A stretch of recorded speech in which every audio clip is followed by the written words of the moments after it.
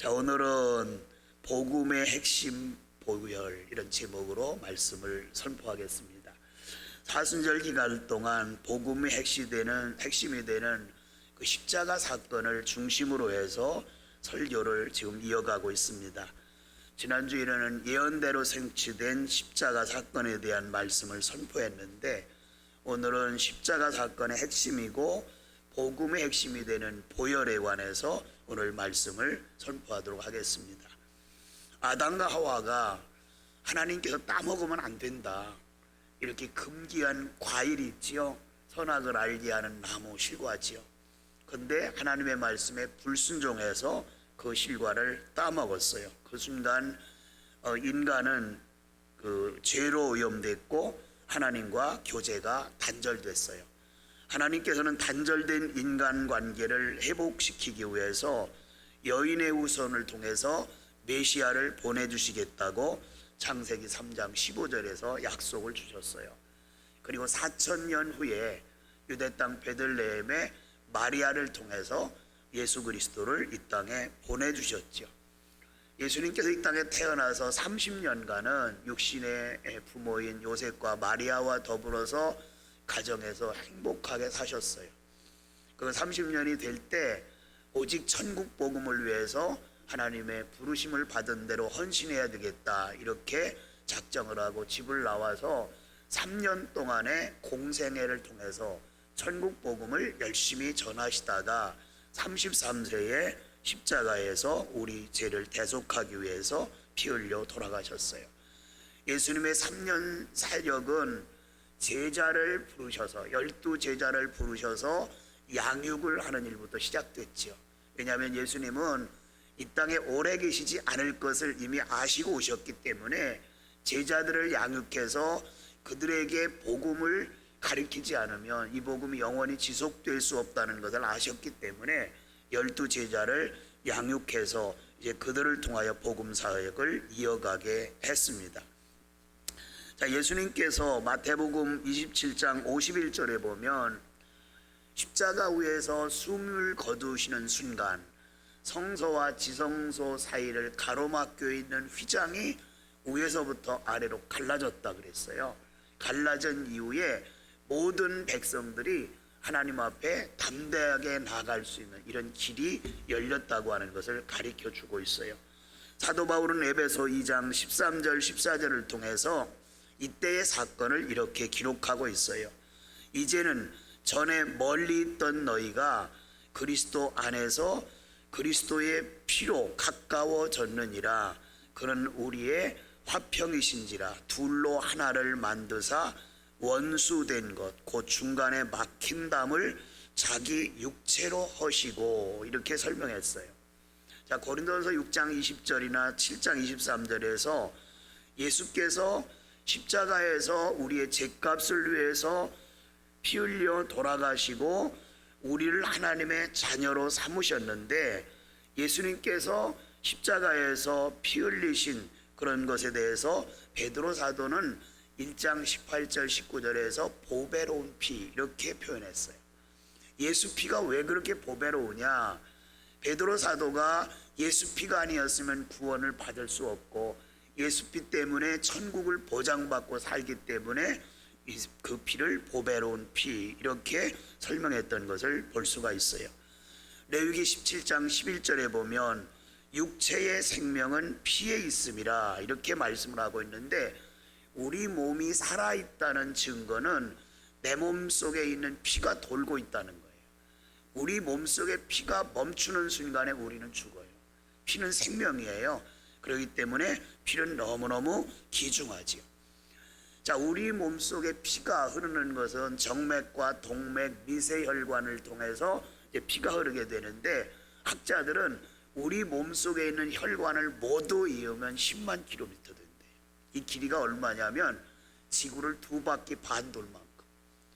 여러분과 저의 혈관이 그렇게 많다는 거예요. 길다는 거예요. 그런데 그 혈관 중 어느 한 군데도 막히지 않고 계속 흐르기 때문에 여러분과 저는 건강한 모습으로 이 자리에 있는 거예요. 피는 생명이에요. 그런데 안타깝게도 아담과 하와가 죄를 짓기 전까지는 하나님께서 아담과 하와에게 직접 말씀하셨어요. 말씀을 통하여 교제하셨어요. 그런데 그들이 죄를 짓는 순간 교제가 딱 단절됐어요. 그리고 그들이 죄를 범하는 순간 우리의 맑은 피, 예수 생명의 피, 하늘나라에 갈 수 있는 영원한 생명을 자격을 가진 피가 오염돼 버렸어요. 그래서 우리가 영생할 수 없게 됐기 때문에 우리의 오염된 피를 맑게 씻기시기 위해서 하나님께서 예수 그리스도를 이 땅에 보내셨어요. 자, 구원받은 우리가 누구냐? 베드로전서 1장 2절에 베드로 사도는 이렇게 말해요.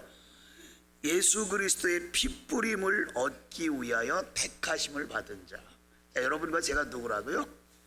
예수 그리스도의 피뿌림을 얻기 위하여 택하심을 받은 자. 자, 그러면 예수의 피는 한 번만 우리에게 뿌려질까요? 아니에요.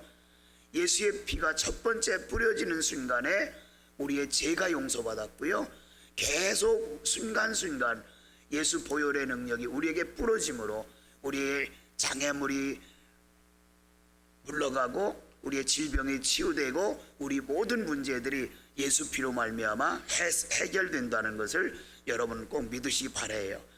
자, 예수 그리스도의 보혈, 복음의 핵심이 되는 보혈을 통해서 우리에게 나타나는 현상이 무엇인지 오늘은 살펴보겠습니다. 첫째, 하나님과 깊은 교제가 이루어져요.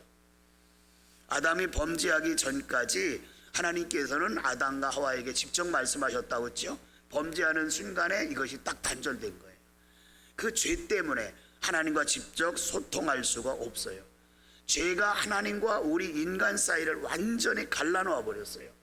그때부터 제사장들이나 선지자들이나 특별히 하나님께서 선택한 사람 외에는 일반인들에게는 하나님께서 말씀을 주시지 않았어요.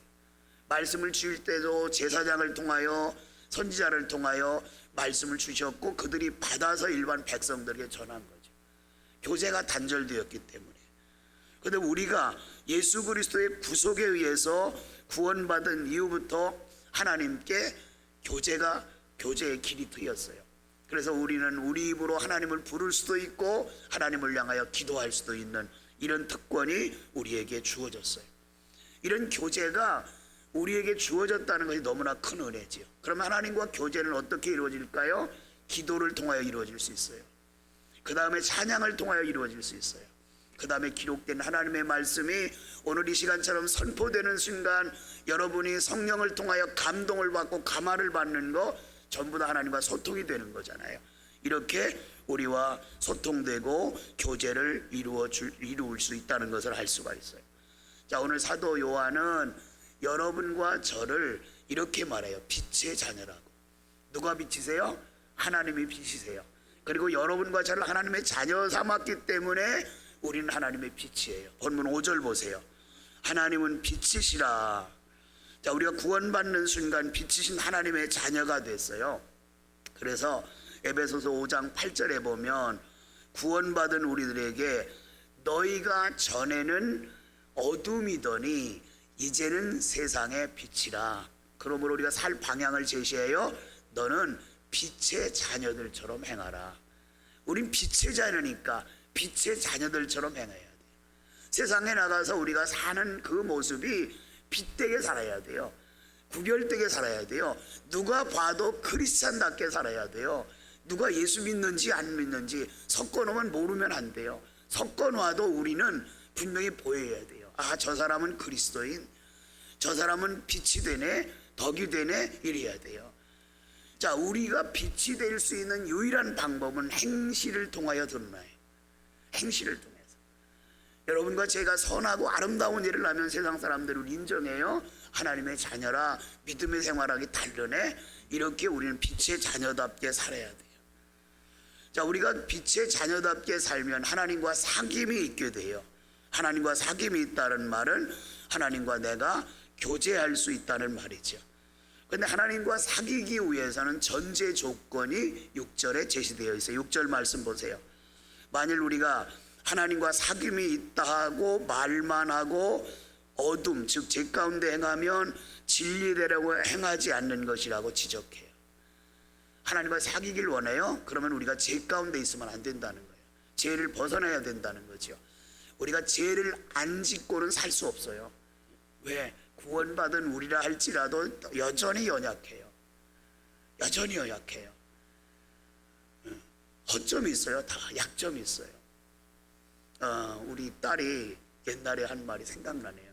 자기가요, 고등학교 졸업할 때까지는 우리 아빠는 화내는 사람인지 몰랐대요. 그래도 제가 잘 살았잖아요. 애가 고등학교 졸업할 때까지 화를 안 냈으니까. 근데 고등학교 졸업하고 나니까 아빠가 달리 보이더라는 거예요. 화도 내고 혼도 내고. 완벽하지 않아요. 사람은 다 허점이 있어요. 우린 죄를 안 질 수 없어요. 안 지려고 할 뿐이지요. 그러나 우리가 연약해서 죄를 진다 할 때 그 죄를 발견하는 순간에 우리 죄를 회개해야 하나님과 교제가 이루어진다는 거죠. 본문 7절 말씀 보세요. 그가 빛 가운데 계신 것 같이 우리도 빛 가운데 행하면 우리가 서로 사귐이 있고, 이렇게 말했어요. 사귐이 있다는 또 다른 말은 교제요, 소통이죠. 자, 보혈의 능력으로 죄 쓰심 받은 우리, 빛의 자녀된 우리는 언제나 하나님과 교제할 수 있는 자라는 것을 우린 기억해야 돼요. 자, 거룩하신 하나님, 전능하신 하나님과 깊은 교제를 위해서 먼저는 우리가 어떻게 해야 되면 마음을 열어야 돼요. 요한계시록 3장 20절에 보면 우리 주님께서 이렇게 말씀하세요. 볼지어다 내가 문 밖에 서서 기다리노니. 여러분과 저의 마음 문 앞에 주님이 오셔서 기다린대요. 그리고 마음 문을 열면 내가 너로 들어가서 먹고 너와 더불어 마시리라. 마음 문을 열어야 돼요. 여러분, 이렇게 이런 생각을 해요. 심한 우울증으로 고생하는 사람이 주변에 있나요? 그러면 우리가 말은 너무 쉽게 해요. 병원에 가봐, 정신건강의학과 상담을 받아봐. 그 길이 살 길이야. 그런데 여러분, 안 됩니다. 말은 하기 쉬운데 위대한 상담가는 하나님이세요. 그런데 상담이 되려면 내담자가 마음을 열지 않으면 상담이 안 돼요. 아무리 유능한 상담자라 할지라도 마음 아픈 사람이 가서 마음을 열어줘야 상담이 되는 거지, 의사가 유도한다고 그 마음이 열립니까? 안 열려요. 먼저 마음을 열어야 돼요. 치료받을 의지가 있어야 돼요. 저분에게 도움을 받을 의지가 있고 마음을 열어야 치료가 되는 것처럼, 하나님께서 여러분과 저와 교제를 나누기 원하지만 여러분과 제가 죄로 마음이 닫혀 있어. 그러면 안 열려요. 교제가 안 돼요. 그래서 우리는 먼저 마음을 열어야 된다. 이것을 우리가 꼭 기억해야 돼요. 두 번째는 예수 그리스도의 보혈은 우리 죄를 도말시키셔요. 본문 7절 하반절 보세요. 그 아들 예수의 피가 우리를 모든 죄에서 깨끗하게 하실 것이요. 여러분, 예수님의 보혈은 용서받지 못할 죄가 하나도 없어요. 살인죄든지 간음죄든지 도둑질한 죄든지 어떤 죄든지 보혈 앞에서는 다 용서 안 받아요. 다 씻음 받아요. 사람은 용서 못하는지 몰라도 하나님은 다 용서하세요. 보혈의 능력 앞에는 단 하나도 남지 않아요. 다 용서해요. 이사야 43장 25절에 하나님께서 이렇게 말씀하세요. 나 곧 나는 나를 위하여 내 허물을 도만하는 자라. 누구를 위해서? 하나님 자신을 위해서 내 허물을 도말한다. 도말한다는 말을 흔적을 지워버린다는 뜻이거든요. 근데 하나님은 거룩하신 분이에요. 죄가 없으신 분이에요. 근데 죄가 없는 사람이 죄 있는 사람을 바라볼 때 엄청나게 힘든 거예요. 이거는 무슨 말인지 아세요? 거룩하신 하나님께서 죄 있는 여러분과 저를 바라보기 너무 힘들어요. 그래서 여러분과 제가 주의 보혈의 능력 앞에 나와서 우리 죄를 자백할 때 주님은 기꺼이 용서하시는 거예요. 왜? 죄를 용서하시고 죄가 없는 사람과 교제하기 좋으니까, 바라보기 좋으니까. 분명히 이사야 선지자를 통하여 우리에게 그렇게 말씀하세요. 자, 도말, 이걸 꼭 기억하셔야 돼요. 그런데 하나님께서 우리 죄를 용서하실 때, 도말하실 때, 없이 하실 때 어느 정도까지 용서하냐, 없이 하시냐, 그 답을 제시해요. 이사야 1장 18절에 너의 죄가 주홍같이 붉을지라도 양털과 같이 흰 눈과 같이 시리라. 양털같이 흰눈같이 희게 만든다는 거예요. 그 정도로 하나님께서는 우리가 죄를 졌으면 주님의 보혈의 능력으로 그들에게 깨끗이 씻어주겠다, 이렇게 말씀을 하고 있어요. 우리는 의도한 바는 아니지만 살아가다 보면 연약해서 죄에 빠지는 경우가 가끔 있어요. 가끔 있습니다. 제가 정말 오래전에, 수년 전에 어떤 분에게 문자를 하나 받았어요. 너무너무 힘겨워하면서 문자를 받았어요. 그 문자의 내용은 이런 거예요. 목사님, 이번 주도 저는 또 넘어졌네요. 그 내용을 쭉 읽어보니까 이런 거예요. 본인이 성적인 범죄를 과거에 저지른 경험이 있는데 사회생활을 하다 보니까 이게 노출이 된다는 거예요. 그래서 이제는 절대로 거기에 빠져들지 않고 살아야지. 그런데 출장 가서 또 넘어졌다는 거예요. 이런 문자예요. 의도적인 건 아니지만 내가 주님의 능력 앞에서 용서받고 온전하게 살아가길 원하지만 내 의지가 너무 약해서 넘어질 수 있어요. 그럴 때 우리는 어떻게 해야 돼요? 오늘 본문에 보면 미쁘시고 의로하신 우리 하나님께 너의 죄를 뭐하라고요? 자복하라 그랬어요. 자복하라. 자복한다는 말은 죄를 발견하는 거예요. 죄를 깨달은 거예요. 그러면 그 죄를 놔두면 안 돼요. 발견하는 즉시 우리는 하나님 앞에 회개해야 돼요. 하나님께 회개하면 모든 것을 용서해 주신다는 걸 여러분 분명히 믿으시기 바랍니다. 요엘서 2장 13절에 보면 이렇게 말씀하세요. 너희는 옷을 찢지 말고 마음을 찢고 너희 하나님 여호와께로 돌아오라. 그는 은혜로우시며 자비로우시며 노하기를 더시하시며 인애가 크사 뜻을 돌이켜 재앙을 내리지 아니하시리라. 우리 죄를 하나님 앞에 마음을 찢고 회개하면 하나님은 다 용서하세요. 죄를 도말하세요. 그래서 죄의 대가인 징계를 하지 않겠다고 하나님께서 선포하세요. 마지막 세 번째는 보혈은 회개의 역사를 일으켜세요.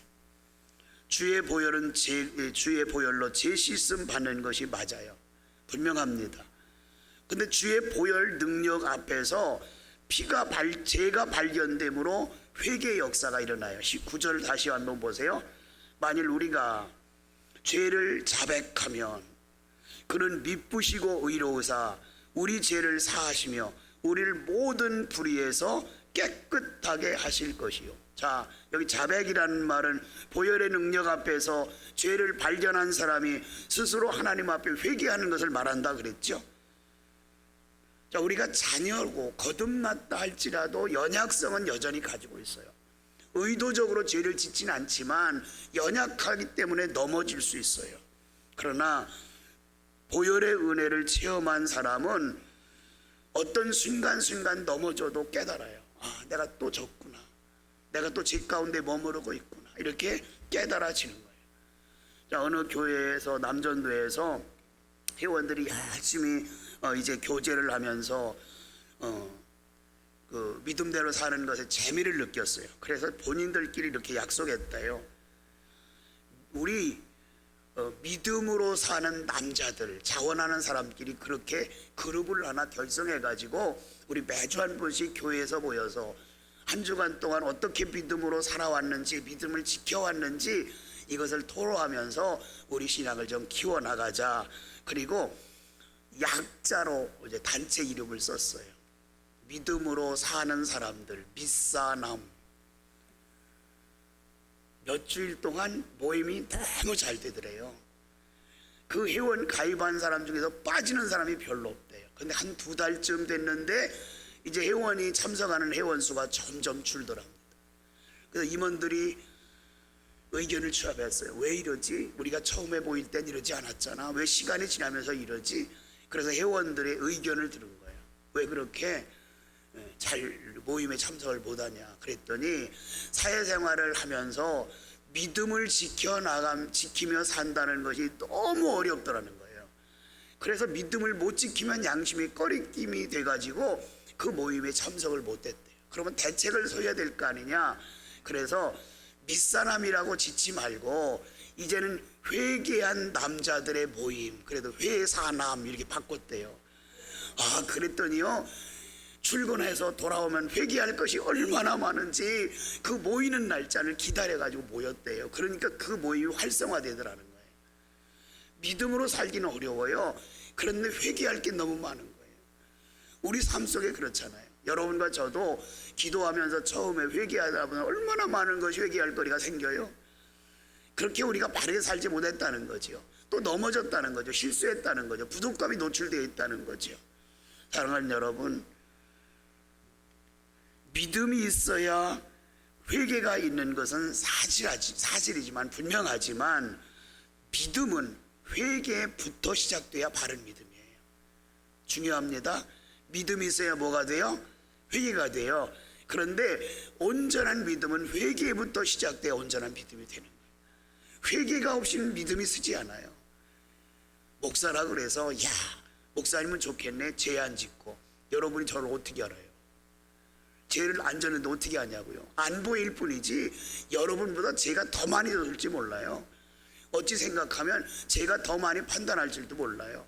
신앙생활 게으리하는 사람은 저 왜 저러지 그러면서 막 판단하잖아요. 저는 그리고 안타깝게 생각하잖아요. 물론 그를 위해 기도하지만 이렇게 판단을 할 수도 있어요. 여러분보다 제가 더 할 수도 있어요.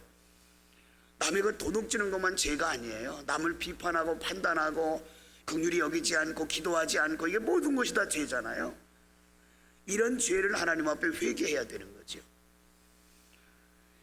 십자가는 교회의 핵심이고 복음의 핵심이에요.